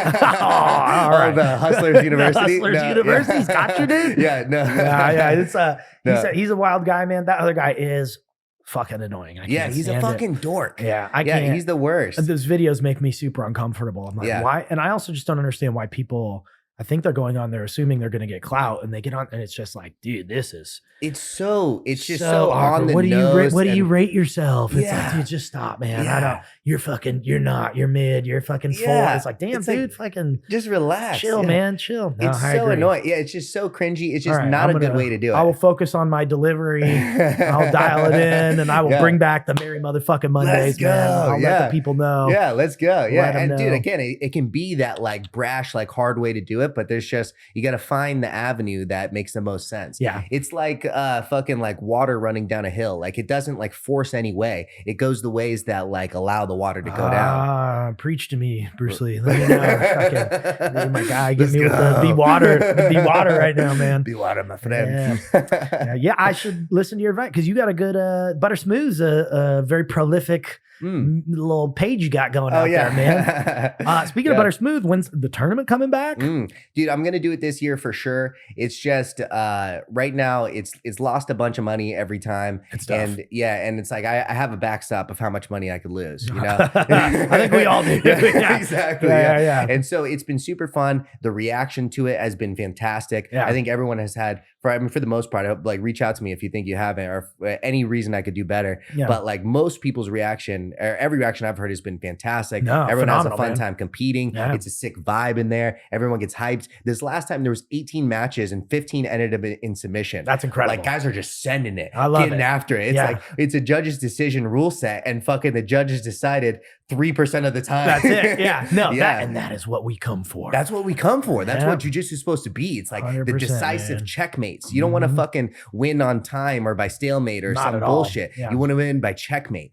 And so it's been awesome, but I'm just trying to learn some more stuff. And you just gotta find a good sponsor, man. Sponsors, I think, find a couple of good sponsorships, and I think you'll find that, you know, it's that's the biggest thing. You know, that's what makes us. That's what allows us to do our camp. You know, we found some good sponsors, and like they took good care of us, and they're passionate about jiu-jitsu, and that's really cool. You know, it's there obviously has to be some ROI in it, but that's like exactly if you find what's good for the goose is good for the gander, then they're willing to continue to come back, and for sure. You know, you continue to make awesome events. Exactly. Like, I know that's what we're trying to do. It's what you're trying to do. Yeah. And I'd love to see more Butter Smooth events. I think they're great. You know, thanks, man. But you are right. Appreciate I have seen some of your posts where you're like, man, everybody asks for this, and then you put it out and nobody wants to jump up. Exactly. It's tough, man. So I don't know. I'm only as good as my skill set, and like I'm apparently like lack skill in a certain department of like whatever it is. You're not a sleazy promoter yet? Maybe. I don't know. I don't think that's it, because I think there's a good way to do it. No, like, you're right. You know, what's interesting is, I don't know if you've seen it. There's a tournament happening on April 6th. I signed up for it. It's the Combat Sports Report. Yep. I'm that guy. I've become friends with that gentleman. Oh, really? Nice. I've only met him once, but we've done some talking, and he's a really cool guy. Nice. Yeah. We've just messaged over Instagram because I signed up and whatnot. But he actually first asked me to be a judge for it, or a referee. I sent him your info to referee. Oh, nice. Okay. Yeah. He was asking for someone in the community, and I was like, Joey would be great. He's also runs his own tournament, and I've seen him ref, and he was qualified. Nice. Okay, that's cool. Yeah, my trepidation towards that would be like not knowing exactly the rule set, and also all of it falls on the referee. Yeah, it's like you decide everything. I was kind of feeling like he wanted me to kind of step out. I was like, no, I'm not the dude. I don't want to have all that on my. That's a little interesting. Yeah. But I'd seen you do it. But also too, I was just so interested in when I want to be like experience this from the competitor side and see what it is. Because for one,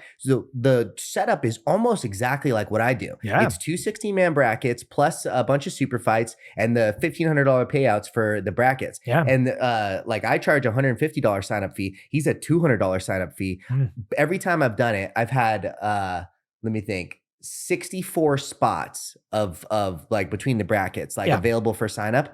And I've gotten 15 people to sign up out of those 64 spots. Good Lord. Yeah. And so this is between 2 tournaments. And so I'm like, okay, what the fuck am I doing wrong? This is his first time in Arizona doing this. He's got 2 full brackets at a fucking 33% higher sign up fee. Yeah. So obviously he's doing something different. One thing, like his Instagram looks very professional. I was going to say his Instagram, he's actively going to the academies and he's making those little videos. That's pretty big. Yeah. Part of it is like getting into the community and like rubbing shoulders with people and just letting them know like, hey, this isn't for me. This is for you and your guys. And I think the promotion that he's able to put behind it really gets guys excited, right? Because it looks, so. Yeah. Not that yours doesn't look professional, but his looks tip-top professional. Yeah, exactly. Like it might as well be on Flow Grappling, right? The preparation of it for sure. 100%. I feel like my actual execution, like if you come to the day, I feel like it looks it looks very professional, but the promotion of it, it's me looking at my camera saying, hey motherfucker, is this person signed up? It's a little harder, Yeah, that's not professional at all. So maybe, but I'm like, do guys really are willing to spend 50 more bucks, $200 for a sign up, plus like, sign up for sure just because of like sweet videos? But that's the weird thing, man. You know, like it's just people are strange. Maybe because like I went to at least a dozen different academies both times. Oh, you did make I gave my flyers out to everyone, but I'm not making these videos of like, hi, my name's this, hi, my name's this, and then it looks sick. I gotta say, it looks extremely professional. It looks incredible. Yeah, like you said, it might as well be on Flow Grappling. So I'm gonna have lunch with that guy that week and try to. He's super cool. You'll have a great time. Nice, cool, yeah. And he has a lot of experience too. It's his first time in Arizona, but apparently he's done a ton on the East Coast. Yeah, he's been out in Jersey, I believe, something like that. So, It's funny. I go, you don't have a Jersey accent at all. He's like, thank you. I was like, hey, no problem, man. There are a lot of massholes out there, or whatever. Or maybe it's not Jersey. It's Boston. Boston. Yeah, exactly. He's in the Boston area. Yeah. Yep. So, but he's a super cool dude. Lots of experience. He's gonna come cut a promo for the camp. So he'll be at the camp cutting some footage for everybody. Nice. So very cool. Excited to have him out. Maybe I got to do that aspect of it. Cause like, there's both times I partnered with Joel from Grappling Reels. You know Joel? But he puts on some sick stuff. If you watch his Instagram, I think he's maybe trying to rebrand a little bit. He deleted all his posts and started doing, just has one post on there now. But everything he does is legit. He's a very good editor, very good videographer and stuff. And so every time I've partnered with him, but maybe I need to do more on the lead up to it too. Yeah, do something like that. I couldn't tell you, man. I've never ran that, like I know we certainly could do more on our end for the camp. It seems to be fairly successful just doing it how you're doing, right? We're doing well, yeah. I wish... I guess there's less risk in signing up for... Well, you grab all these big names, like you obviously have to pay for all of it, which is like, that's the hard part, right? Which is why finding a good sponsor helps you to really branch out and look for those types of people to come out, but like it's, you're selling off of their branding, right? But then, like I don't run the social media as well as I could for sure. And that's one of those like, but we got to grow. And I'd like to, that's not my area of expertise as I'm assuming it's definitely not yours either, Like I said, we're only as good as our skill sets. Yeah. And so that's one of those things where like either I need to dial in or I need to have somebody help me out. So we've got a guy coming down as well who he's cutting our videos at the gym. Those are starting to come out. They look great. He's going to cut us a bunch of footage for the camp so that we can use that as the lead up for next year's camp. And, very good. Like during the actual thing, they're going to cut a bunch of he'll be there just cutting stuff, getting people talking, getting very footage of the athletes. And, Well, if you want another guy, Joel's great with that too. I'll have to look into him. Yeah. And he's like another growing person who's just, he's trying to do this for his career. And, like pursuing that. Yeah. I mean, he's legit. Good for him. Yeah. That's a I don't envy him, man. I mean, I don't envy myself either. Jiu-Jitsu is a hard industry to, exactly. to cut into. Anything whatever you really want to do, you you got to fucking dive into it fully. Yeah, exactly. Yeah. It's fucking super wild. You coming to the camp? You'll be there, right? Coming. I'm signed up. Hell yeah. Hell yeah. I'm excited about it. That's really cool. Yeah. So was it you that initially thought of this, or you and a couple people, or I had a guy who started training with me during COVID. You know, he's like, hey, I'd love to help the school out. Like, what are some ways I can get in here and help out? And we were like, well, we could do like a camp or something, you know? And it was kind of collaborative between me, my wife, and him. And, you know, he sponsored the first one and we got things going. He loved it. And he's like, let's double down. And so we made it larger. Like the first one was Jay Pages, John Boteo, you know, my instructor, Issa. And it was at 10th It was Planet. at my school. Yep. And then, and Paul Nava, Brandon McCaffrey, and PJ Barch. It was super small. We split it up into two things. It was like 50 people in total, I think. You know, I came to that. Or I came to like 2 or 3 of them. And so then we took and, you know, we doubled down the next year. We made it bigger and we pulled all the freak guys, all the freak camp out. And like, that was a major success. And he's like, I love this. Like, how do we keep this going? And I was like, well, we just keep bringing out bigger and badder talents. And then it was Gary and Tom and, you know, Mason and Caio and Cisneros and Cucino. And like, that's really cool. It was rad. And now we're at where we're at now. And it's like, you know, it's a collaborative effort. You know, me and my wife really, we run the whole thing. And, you know, we just try and get him, you know, essentially his ROI is, you know, getting his company name out there. And so he works in the mortgage industry. Oh, okay. Yeah. And so it's one of those like, hey man, it's Arizona. Everybody's buying a house or refining or doing something out here right now, or at least over the last few years, things have slowed down to some extent, but like he does really well. He's like a top 10, top 20 dude in the nation. Oh, wow. In mortgages? In mortgages. So he's extremely good at what he does. Wow. You know, Jason Smith, the Mortgage Smith on Instagram. He works for Cross Country Mortgage. Wow, that's really cool. My little plug real quick. If you guys out there need anything done for your house, hit him up. Let's go. He's the guy who makes sure that like we're able to do this year after year, you know, and while I'm giving a shout out.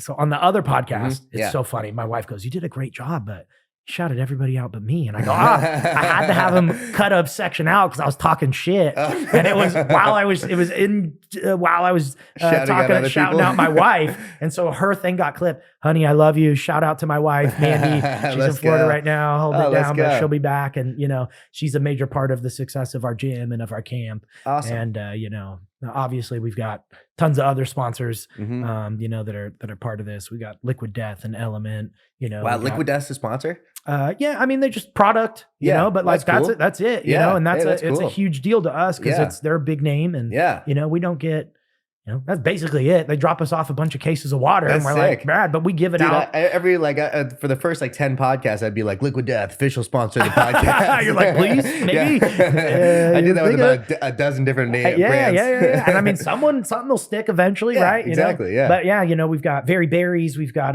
you know, Element, the salt. I don't know if I know that one already, but Defense Soap sending us some bars of soap. I don't know if they're minis or regulars that we get to hand out to everybody. You know, Cast Iron Concepts. My buddy Dom, his restaurant Hush Public House was just on Triple D Diners, Dive-Ins, and Dives. Whatever, something like that. Yeah, something like that. I got on there too. Jay messaged me. He goes, "Dude, did I just see you on Triple D?" I was like, better believe he did. What's up, man? He's like, I thought I recognized you. I was like, yeah, man.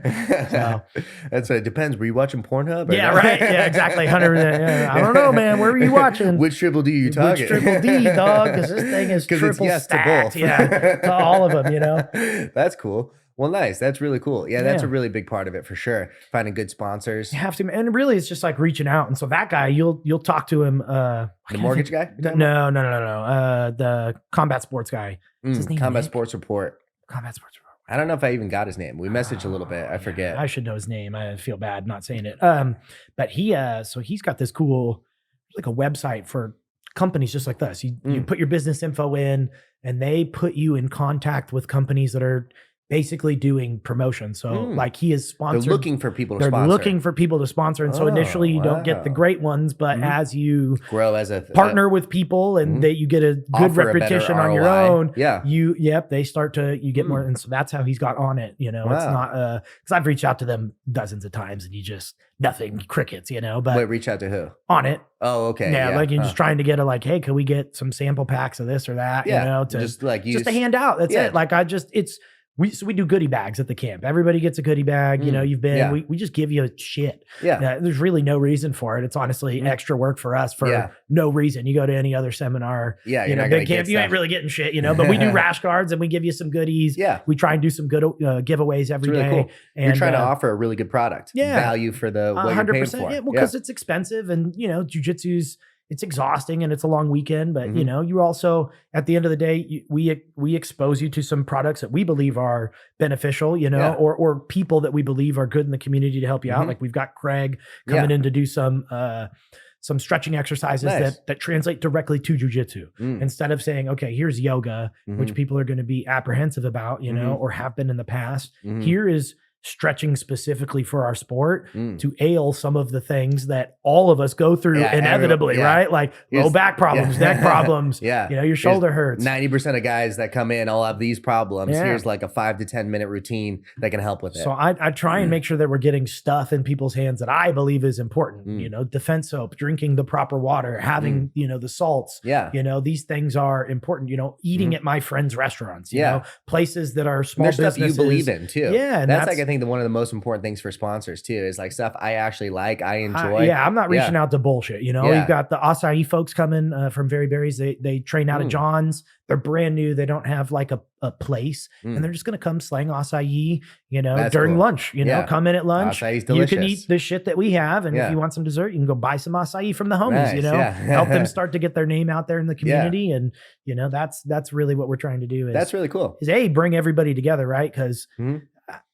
for as large as no-gi jiu-jitsu's become in a competitive state, like people don't necessarily, they're still apprehensive, right? They're still, the gi's always going to exist. Like it's never going away. You know, I'm not even have any, I guess I hate on the gi in the sense of like, I ain't training in it. But like if someone comes to my school and they're like, I miss the gi, I'm like, oh, go to Issa's, you know, go to Grey Wolf, go to these other places that are going to have it that I think are quality, you know, studios. But, you know, like, I want the no-gi community to be more profound, you know, like I agree. It's something that's, you know, I'm passionate about, obviously, you know, I opened a 10th Planet. Sure. I love no-gi from day one, you know, but like, I think there are a lot of guys out that are still, you know, they're a little trepidatious, a little timid and, you know, it's fast. I know it's a little wild, but like, these are the best guys. We're bringing the best guys in the world out, you know, to teach you about no-gi jiu-jitsu so that you can learn technique from them. And like, it's not going to be, not all of it's going to be fancy 10th Planet shit, you know? Exactly. Giancarlo's going to teach you good fundamental jiu-jitsu. Dante Leon's going to teach you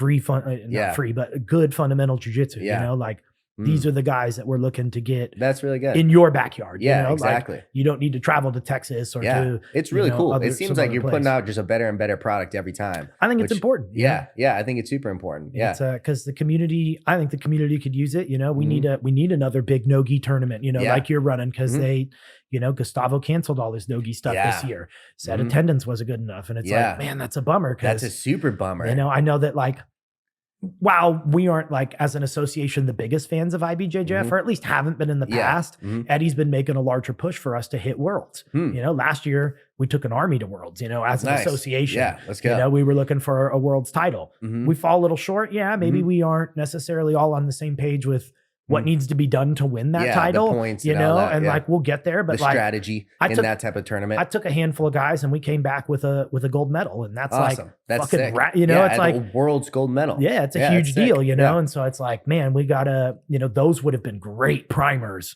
for us to get ready throughout the year without having to leave our own backyard. Yeah, you know, now if we want to go find an IBJJF tournament, we're gonna have to go to California. We're gonna have to go to somewhere else, Utah, Texas, something like that. And it's like now we got to add in traveling cost to prep for for Worlds. You know what? That's actually like to almost exactly your point. I was talking to Jay Pages, and he said that the reason that he feels like Arizona is more of a gi jiu-jitsu state is because of the competition scene. There's just so much more gi jiu-jitsu competitions. It might and be just not as much no gi competitions. I don't know, man. It's just like we have a lot of old established gi guys. Yeah. You know, and they're going to push what they believe is the best. The best. Jiu-jitsu. And like, you know, to some extent for certain people, the gi is the best. Some guys need the sport slowed down, you know, or some guys are older and they don't want to go fast. Well, a lot of time, you know, it used to be the argument that the gi is much more technical.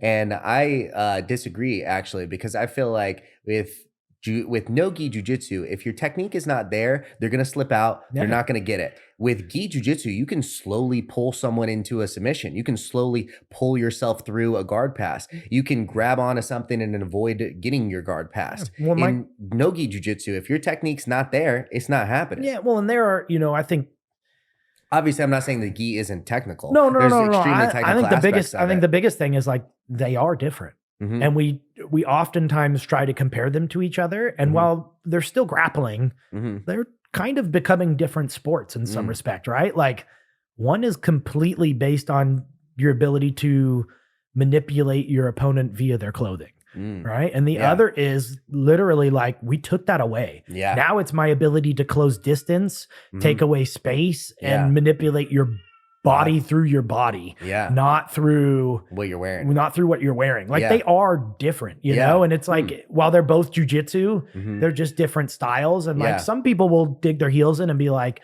no gi jujitsu isn't jujitsu, you know? And it's like, I disagree. I think it's still jujitsu. I just think it's a different form, right? Like on the feet in the gi, you can use a lot more, like the styles are different, right? You can use a lot more judo. You can use a lot more, you know, throws and trips. You got to be a little more cautious when you're stepping in. Like wrestling doesn't work as well. You know, and that's just the truth of it. But it's like you get into, you know, gi jujitsu or no gi jujitsu, and it's like, okay, now there's this whole other world of wrestling that's also available. Yeah, you know, and it's like, while you're seeing a lot more guys blending judo into their wrestling now, and it's not, you know, it's not wrestling for wrestling, right? It's wrestling for jiu-jitsu, which is also a completely different form of wrestling. It's not wrestling, but it is. Yeah. You know, you could make that same argument there is, you know, and that's, and people just take things so personally, which is like, it's just not that big of a deal, man. Like you're either into it or you're not. Yeah. But you know what it is? I think is like, this is like what American jiu-jitsu is, or just the next, you know, or the next evolution of jiu-jitsu. It's no longer Brazilian jiu-jitsu. It's no longer wrestling or judo or any of it. It's almost a combination of all these different grappling arts. It has become that, you know, and like, you'll see guys, you know, but that's where we see there's a hole in the market for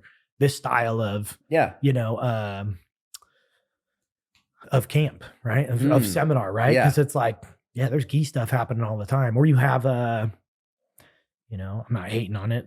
What's the big one that always comes to Jay's?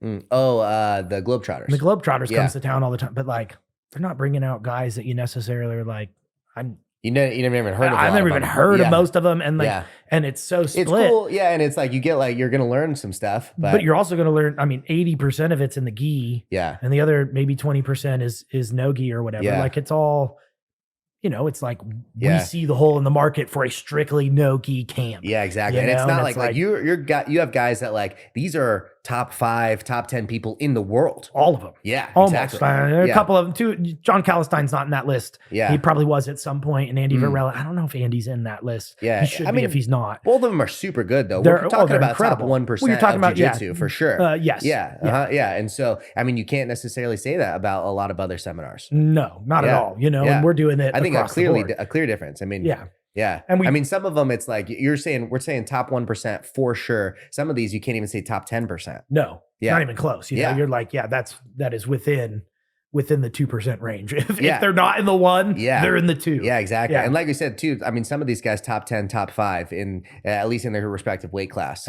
Yeah. But we just want, we just want to spread the love. We want people to come out. I don't want there to be any like, oh, it's 10th Planet. It's like, it's not, man. This is a camp for the people. Like, take the fact that I am 10th Planet out of the equation. Yeah. You're not saying this is like a rubber guard seminar. Or no, this is, and I mean, choke seminar. We obviously did like a full 10th Planet freak seminar. Yeah. We did a full that's because camp, it was 10th Planet guys. It was 10th Planet guys, but like, what have we done for the last 2 decades that no other association has? Yeah. We abandoned the gi and strictly built a system around, Eddie's game essentially. And it's like, we're the only ones that have trained strictly no-gi for the last 20 years. Yeah. You know, let's fucking represent in that first big camp. That's really cool. Our brand and stuff. And then after that, it's like, yo, I want everybody to feel welcome and like they can come. You know, I don't want anyone to feel, you know. Do you have 10th Planet in the name of this? No. Or is it just no-gi spring training camp?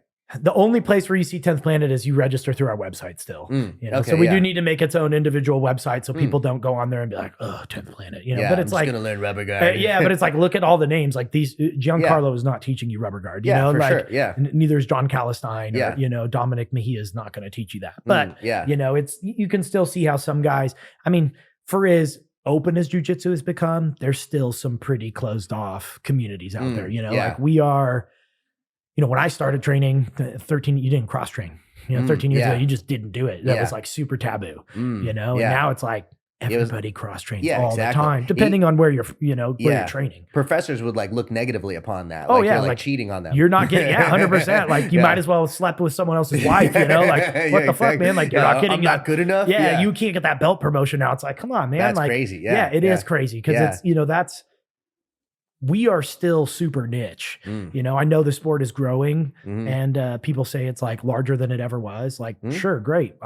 It's not necessarily great in the sense of like a business aspect for me, right? Like I probably would have been better off 10 years ago opening a school when there was only, you know, 30 schools in the valley, you know, like versus now when there's 15 schools within 15 minutes of me, you know, I'm right next to a Gracie Baja, excuse me, right next to a Gracie Academy. We're close to Isa's. You know, we're close to 110. We're close to Cactus Jiu-Jitsu. We're close to Fight Ready. We're close to, you know, like Gray Wolf, you know, like those are the more prominent ones, but I'm sure there's other stuff going on that's within distance that's like, I haven't heard of, you know, and they're also poaching students to some extent. Or you never know, like the next guy who got his black belt and wants to open up a gym like fucking right next to you. Could be, you know, which is whatever. We're apples and oranges, you know, like I remember telling Megaton when we were first looking to open, like there was a space like literally 2 doors down from his space. It was perfect. It had been gutted.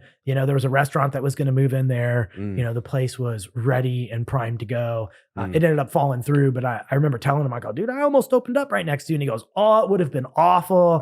You wouldn't have survived next to me. And I was like, it's apples and oranges, man. Fruit stands can live on the same corner, especially with like, could Gustavo have opened up next to you? Probably not. You know, that would have not worked out. But like, we're a completely different market of people. For sure. That's true. There is some part of it too, just out of respect to like, oh, it would have been a dick move. I wasn't going like, the deal was so incredible that it was like one of those like, how the fuck do I pass this up? It ended up falling through. It didn't happen. Yes, it would have been probably a shitty maybe for the right for the right reasons. For the right reasons, everything didn't work out. But and like you said, 10th Planet Scottsdale seems like a good location. It's honestly perfect. I couldn't have asked for a better spot. You know, we're super stoked. We're moving from where we're at directly upstairs. Oh, really? We're adding another 1,000 square feet. So we're doubling our mat space. Good for you. We're doubling our recovery room. You know, we're adding a little bit of gym equipment. So we're going to have a squat rack and some other stuff. Good for you. Nice. That's really cool. Yeah. We're trying to make sure that like, you know, we're growing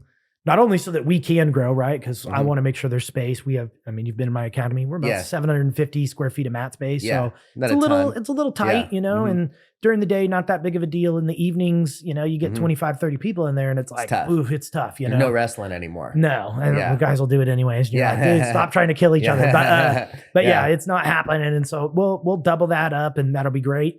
And, you know, we'll try and add in some additional equipment that just helps guys be a one-stop shop, you know? Nice. I want you to be, if you want to be hyper competitive, I want you lifting. If you don't want to pay for an additional membership or take extra time out of your day, like it's going to be in-house now. Yeah, you know, we've got this here. Super basic. You know, you can squat, deadlift, bench, but you know, like it's all you fucking need. It's all you fucking need, baby. Like at least to build do a ton of stuff with just base. that. You know, and like try and add some more stuff to our recovery room at some point, you know. Nice. And make sure really guys can recover and it's kind of just like what you're doing with the spring training camp. You're just offering more and more service. More and more service, man. Because that's like what makes me stand out from the other 15 schools around me? Yeah, exactly. You know, what makes us stand out from another camp that wants to open up in our demographic? Yeah. Well, that's like a great point too, because like you said, opening up 10 or 15 years ago would have been better for maybe the business just because you had a stranglehold on, you know, the location and a monopoly, right? Exactly, a monopoly. But for the product, it's maybe not necessarily the best because since you're the only game in town, what's the reason for improving your service? This forces an improvement in your service and I mean, it's all it's going to do is elevate the game as a whole. 100%. Because you hear, you know, and you see it too. There's a shift in the community, right? Like you hear guys that are like, back in the day, you were lucky to get to train with certain people, and now it's like, I don't know that I'd call that lucky anymore if you treat me like shit. You know, like how am I lucky, you know, to get fucking badmouthed all day and, you know, to treat You're like talking about from a student's perspective? From a student's perspective, 100%. Like if I go into an old school academy and my professor thinks like, hey man, like you're lucky to get to be here. Yeah. You know, I'm going to kind of treat you like shit because I can, because I think you know, it's not the only place to train anymore, man. You know? And like, honestly, like I'm lucky if you come through my door first and I get to make that first impression. Cause now it's like, you might not go to another academy. Some guys aren't testing out 5 schools. You know, if they happen to, great, because we're going to look good on that for sure spectrum. We're going to look even better, honestly, because they're going to go to places where, you know, they don't have all the extra amenities and the amount of classes we have. But like, if you happen to come into us first, like I want to be dialed. Because if you are going to go look at other spots, when you get in there, I want you to immediately be like, that was not for me. You know, like that was not the place I want to train. They didn't have the extra shit that I want. You know, their classes don't fully align with my schedule. I thought the extra mat space and more bodies would be good, but it's also nice having someone who's like, can be more attentive to me and cares a little bit more and like is putting in the extra effort to. And just the vibe and the culture matches what I'm looking for. 100%. Well, it's just like I think we're almost more well known for that at our current place than anything else, you know, and like eventually though, I would love for us to be, you know, known for our competitors and our skill, obviously, you know, like I want to make a stamp on Arizona. I didn't open a school to be just a guy who has a school, you know, for sure. But that takes time. Put out legit guys. It takes time, it takes you know, a lot of time. It's not an overnight process. So, you know, we're still working on that one, but you know, you go look at our Google reviews. We have the most Google reviews, more than any gym in the area at a 5-star. You know, Fight Ready, Gracie Baja, they're all close to what we have, but they're all 4 point whatever, you know, like, and if you look through our list of what people say, it's culture, culture, vibes. Nice. Everybody loves kicking it in our spot because we're a good time, you know? That's really cool. The music's fun. I'm making sure you're having fun. I'm also making you train hard. That's good. So it's really good to have both. A balance. You don't want to go and feel like you're part of a fucking, you know, like a drill sergeant academy where, you know, that is a complete, not even one of the things they're trying to grow or cultivate there. Not at all. Well, and like, it's also the price point matters, you know, you go into some of these academies and you got to buy the gi, you got to buy the rash guard. You know, it's all mandatory gear, and it's also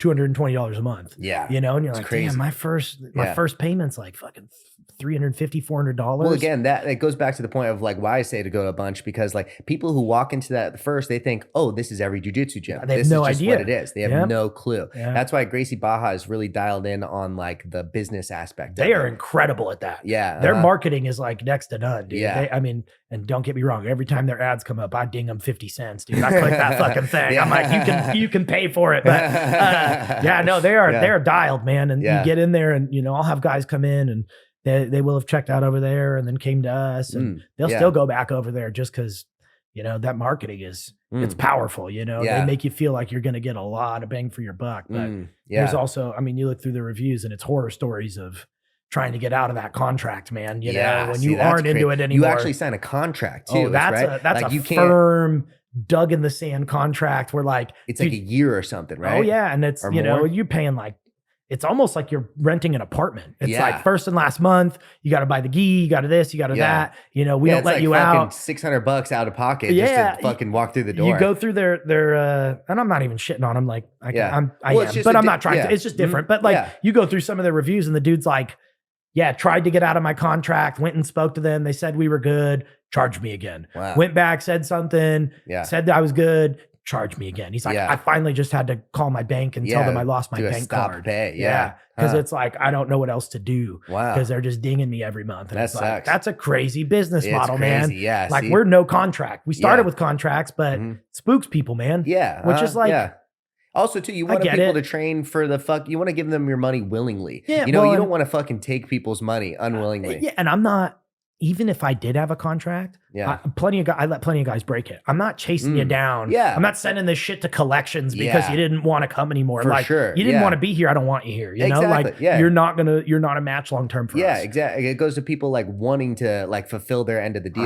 You don't want to like force them out of it. No. It's like, I was actually just talking about, it's like same thing, but just a completely different subject. Like in real estate, like there's a lot of guys, and especially in land, it's very difficult to get bank loans. It's just especially on vacant land, if you don't have a plan to build on it, it's just the banks don't know if you're paying a good price or not. It's just very difficult to get a bank loan. Yeah. And so often what happens is seller financing, and a typical seller financing is like 20 to 30% down. That's on the low end too. Some sellers want 50 plus percent down, and then 8% interest is very standard.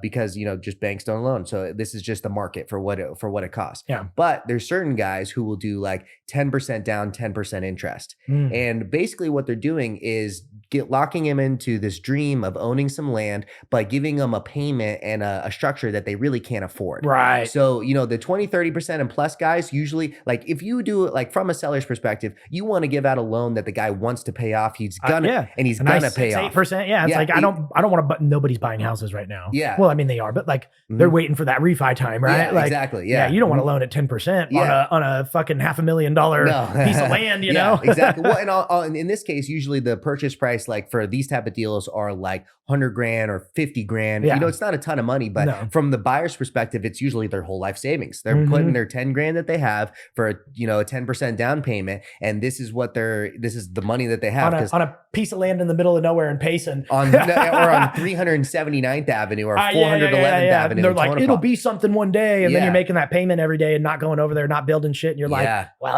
it doesn't work. And so like the 10% down, 10% interest guys take a lot of it back. They do. And that's just their business model is that like, we take a lot of it back. But it's like you're fucking people over. You're like taking people's like only savings that they have. You're offering them this thing, and then just you're not I mean, it's just a shitty way to do business, really. The guys who like give out loans that like, I don't want to give you a loan unless you think you can actually pay it off. Right. That it just, I don't know. I feel like it's just better energy. It's just better to. Yeah. And that's why like the first class is free, man. I mean, I know some people do like a week, but it's like, you typically know within the first one, right? Like if a guy takes a free week trial, it's like he's going to come in and do a class, and he either decided I'm coming back to finish that or not. So you get one, come in, check it out. You can check out a few classes back to back, whatever you want to do. You get the whole day. You get the whole day, the afternoon. Let's run it, let's get you in. Let's see if you're in love with it or not. And then we'll go from there, and I'll give you the spiel. And but there's so many ways to do it. There's I know like Brandon McCaffrey out in Decatur. Yeah. He does like down payments. So it's like, okay, this is what we cost in a year. You can make a down payment, and then your payments afterwards are indicative of what you didn't pay in that down payment. Interesting. So we split up the rest of whatever that year is worth, and that's how your payments come out. So you want to put more down initially and have a $99 payment every month? Go for it. You want to put down, there is a minimum, I'm sure, to some extent, but like such a fascinating way of doing it, right? Like, whereas we're just like, we're $150 a month. Yeah.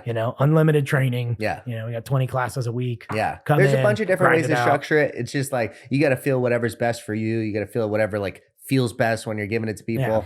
Yeah, and that's the move. That is the move indeed. You got to make sure you're taking care. I'm a man of the people, dude. Yeah, come in, exactly. Learn some jujitsu. We're gonna take great care of you. Like, and then you'll either fall in love with it and lean in, or you'll be a coward. So that's right, guys. I called you that.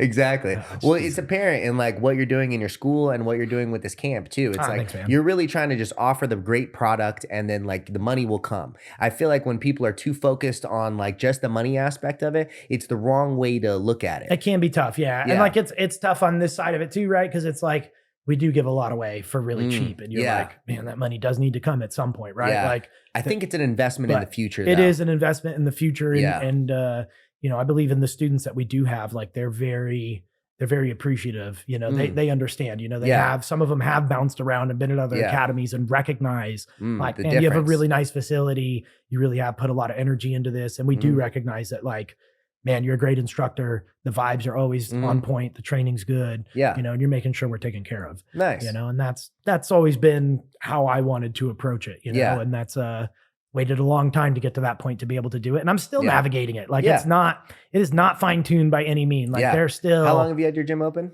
June will be 4 years. Oh, wow. So we opened we were supposed to open in March of 2020. COVID hit on a Thursday. Wow. We were supposed to open on a Saturday. We postponed. It was a little chaotic to get going. Yeah. But we had pre-sold some memberships. The landlord, we were basically like, hey, can we push out the beginning of our rent commencement? And they were like, nah. Oh, really? We don't really know what's going on. Yeah. They're like, we can take your rent and we can push it back and you can make payments on it later. And we were like, we really don't have the ability to do that. So we're just going to run. Yeah. And we just ran and everything worked out. So So it was a different location from where you were at now. No.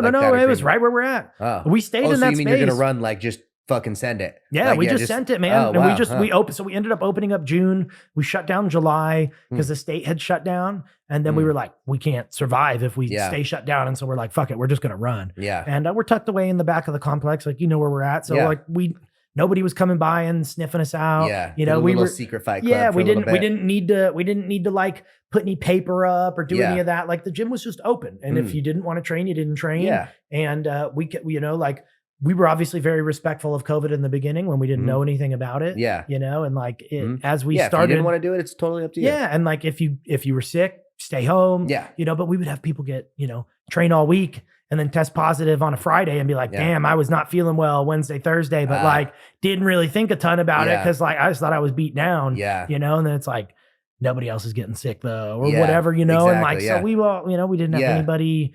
And as time went on, it just kind of got to a point where we're like, fuck it, this is not. I mean, as time went on, people became more knowledgeable, more understanding of what exactly it was. Yep. We thought it was the fucking plague at first. Turned out to not be that big a deal. And I was still always very respectful of people's opinions and obviously I don't want old people to die, anybody else, and but those are the people that need to be a little more cautionary now, if that's how they want to go about it. And so I'm not even trying to turn this into a COVID thing, but it was one of those, we just needed to run business. That was really the end of it all, was we have to run. If we're not running, we're going to die before we even get started. Exactly. And then, ESA was actually years into it, maybe at least 4 years, I would say, or 3 or 4 years into it. Yeah. And there was the thought of maybe he's going to have to shut down. Or a lot of people that did. Yeah. Maybe this is the end of my jiu-jitsu run. Yeah. And so it was super scary time for us. I think same thing, he shut down for about a month when the whole fucking state shut down. It was you weren't, it was the initial, 2 weeks to slow the spread or whatever that ended up into be forever. And, but then it became the secret fight club, no posting about it, but we even put a black fucking curtain on the door. So it was just blacked out from the outside, and it would be locked. You had to knock to get in. And then I think there was even a thing, someone got COVID, then a bunch of people got COVID. So he shut down for another week or two, but it became a thing of dude, as time went on, people understood it more, and it was you can train if you want to, don't train if you don't want to. We're training. We're respecting everybody's opinions. Yeah. Whatever you want to do is up to you. Yeah. And dude, jiu-jitsu is so fucking, especially when I had that staph infection and I was off for so long, it made me realize that it's not only body maintenance, it's a mental maintenance for me too. Can be, yeah. Yeah. It took me, it actually became, it's funny you say that, it was for me like that for a long time. Mm-hmm. And as I've gotten older and matured and kind of come to terms with because my neck's fucked up, I can't roll as much as I'd like to,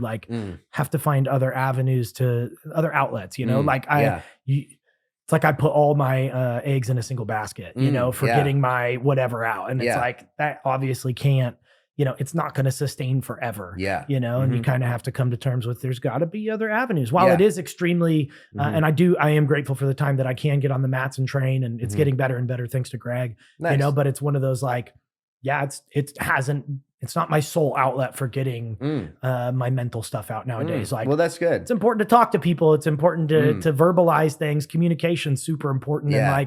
And there's got to be growth in all portions of your life. And dude, I tore my ACL and I was out a year and I thought I was going to murder people, and when I came back, it was oh, thank God. And then, as my neck started to deteriorate more and more, it was man, I really got to maybe find other ways of making sure that I don't become a fucking prick, because this is, I've really made this the sole way of me getting that out of me. And it is important. And while you are healthy, it is great. But when you do end up in times like that, it is kind of eye-opening to go, man, maybe there should be some other way that I get it out, man. Cause we are men and we are filled with testosterone and, life is fucking crazy. It's easy to be frustrated and take it out on the wrong people. And, it's important for you to be like, woosah, like I gotta figure out a way to chill out, whatever it is. And so is the way for you, is that talking to people, or I think communication's super big, that's one that like it's obviously become something that's more talked about too, right? Like men's mental health and this and that. And like,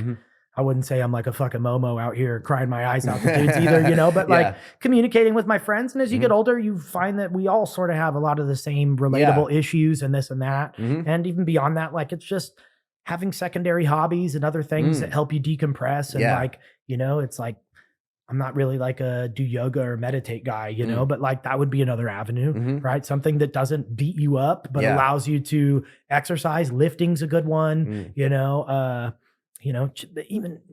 fuck dude, like I bought a little Lego set the other day and I built a little Lego car, just something that like gave me an hour to kind of decompress and do something and fiddle with my hands. Cause I'm fidgety, which I'm sure the people will notice, but like, it's just to have something to do helps with that sort of, anything to clear your mind, right? Like I always have a secondary hobby. Jiu-Jitsu is always going to be my one love, but like archery, I got into chess for a little bit, I played Magic the Gathering. Like it's always, always something, but I always come back to jiu-jitsu. I just can't train in jiu-jitsu the same way that I used to, I feel you. I think what maybe a big part of that is like the meditative aspect of jiu-jitsu. Like when I very first started, especially when everything is so new and like you're being attacked and this is their first time and there's like, so much is going on. It's like, I remember I would go to class and for an hour, like I would like, afterwards I would end and I'd be like, oh yeah, I've got a job. I've got like a house.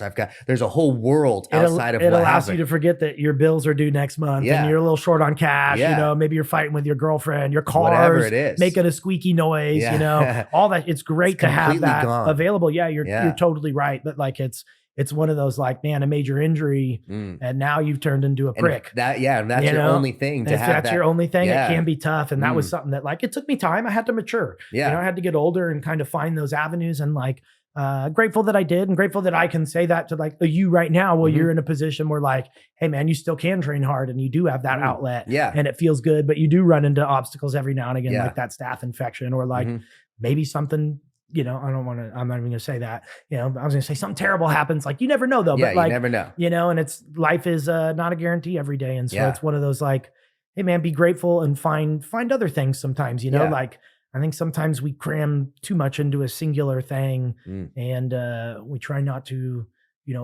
it's like our fallback thing. Guys tell me daily, like, oh, I didn't get to train this week, so I'm being a dick to my wife. It's like, yeah, man, maybe figure that the fuck out, dude. Like, don't be an asshole, like exactly. You should try and find another avenue to get that out if you can't be in here. Because there's gonna be times when you can't train, and it can't be your only outlet or your only excuse for not being a fucking asshole. Yeah, exactly. Yeah. And part of it is like, it is just growing as a person too. It's like, and as like, I can't speak for women, but growing as a man of like controlling your emotions. Yeah. I think we just have like a natural inclination towar's aggression. Well, testosterone's a motherfucker, baby. It's a motherfucker. You just want to get out there and beat people up or fuck things. So many of us get into jiu-jitsu in our early 20s, right? Yeah. Like it's a very common time that I get students, and your life. It's such a healthy, great outlet for it at beginning. While your jiu-jitsu matures, so are you maturing in your life, right? You get into jiu-jitsu, you got out of high school, you have no fucking clue what you want to do. Maybe you're lucky enough to have found a career. Most of the time, you're in your early 20s, you got no fucking clue. You're just sort of flying by the seat of your pants. And so you get into jiu-jitsu, maybe you start to get a girlfriend, maybe you start to get a career, you've gotten a blue belt, you're 6 months, a year and a half in, you start to get to that purple belt level, maybe you're 24, 25, work's getting a little more serious, so is your relationship, you edge into that brown belt range, you're getting closer to your 30s. Now your career is requiring a lot more attention. Your relationship requires more attention. Maybe you're having kids, maybe you're not, but there are things that are happening that are like jiu-jitsu isn't necessarily the priority anymore. And so I think that's also a teetering point where you see a lot of guys quit, right? That the life is becoming more stressful, and you have to make going on. You have to make a decision. To solve. You got to trim the fat. You know, maybe financially you're a little more strapped because hey, you are making more money, but you're spending more now. You got kids. You want to go to dinners. You got to get married. You know, like you got to find a balance in everything, and you know, maturity is a big part of that. And sometimes guys do find that maturity in their life, and jiu-jitsu stops being the outlet, and they've accumulated, you know, enough dings and bang ups, and they're like, you know, it's expensive, and I want to spend time doing this or that instead. And you know, you seem to find it's interesting, right? And it's funny. And then there's guys like me who are just like, lean in. I want more, you know, like maybe I dial back, but I'm still going to achieve that black belt. And then I'm going to open a school, and I want to make this thing like my entire life. Well, that's good. And it all depends on what your end goals in life are, 100%. too. Not just in jiu-jitsu. Like as you progress as a man, if you're trying to get better and better in all aspects, you're going to become more successful, and you're going to become more stressful. The more success, the more stress. Like more money, more problems. More money, more problems. Let's go, it's baby. a real thing. And like as you become better in different aspects, life becomes tougher. It doesn't become easier. And so your ability to handle stress effectively, I think, is a direct correlation to how much you're going to grow as a person. If you can't handle stress, if you're like, this is too much for me, I got to cut this, I got to cut that, you're going to stay right there. I feel like the universe constantly tests you to see if you're ready for the next level. And like I feel it's so many times in my life where I've been tested, and if I'm like, it's not doing good, it's been clear for me and like real estate, because like I'm a commission only job. You know, I don't my fucking income is dependent on how much I work. When it's good, it's good. When it's not, it's not. Exactly. And as like sales in general, like I feel like it's a direct relationship to how much you're growing as a person. And I've felt it so many times where maybe I'm working hard, I get this deal going, and when you first go under contract, you know exactly how much you're going to make at the end, and it seems really cool, it's like awesome, and then like I'm fucking off in life, I'm not doing this, and then you know what, guess what, that deal drops. That money that you thought you were going to make no longer just goes that away. And it's the universe saying like, hey, you're fucking up in life. You're not trying your hardest, and I'm taking this shit away from you. And I just think that like the more you just take on, the more stressful it's going to be, but your ability to handle that stress is going to be a direct relationship to how much more you will grow and how much you can expand. For sure.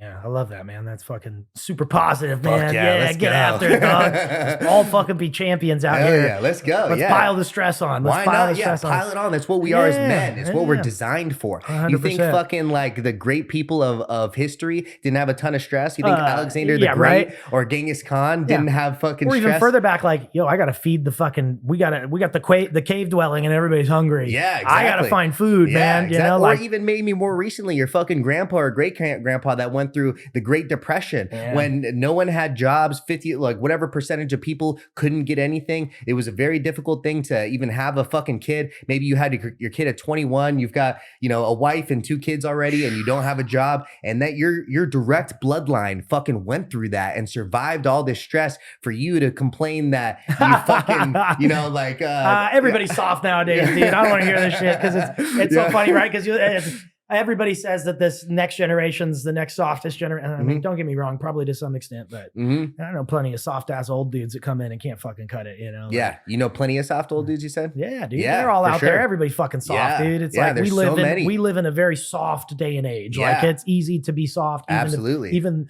if you think you're the hardest motherfucker, you know, like, dude, things are comfortable these days. Exactly. You know? And like, compare yourself to the fucking Vikings. Man. Or a dude in the Great Depression, you know, like, fuck, man, times were tough back then. Were like tough. You were eating like legit next to nothing. You're eating bread, barely making it. Let's not try and compare ourselves to real tough men. You know, like exactly. At the end of the day, like our tough is being relative, right? Yeah. Have you heard like the thing like the hard times create tough men? I have. Tough men create easy times. Easy men create weak men. Weak men create tough times. Yep. And it's this cycle that goes on and on and on. And like it seems like right now we're in great times. Yeah. These hard men created I'm living good. Times. Yeah.